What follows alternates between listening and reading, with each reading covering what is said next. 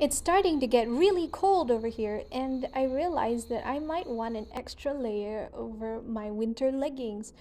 I looked online, and on Amazon, leggings were going for between $20 to $30 for pure wool, so I decided to make my own.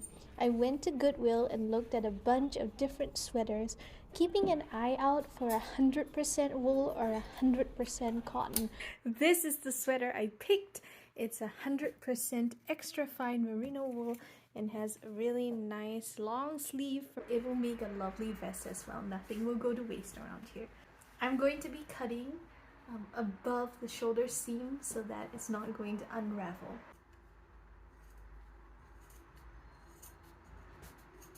My woolen leg warmers.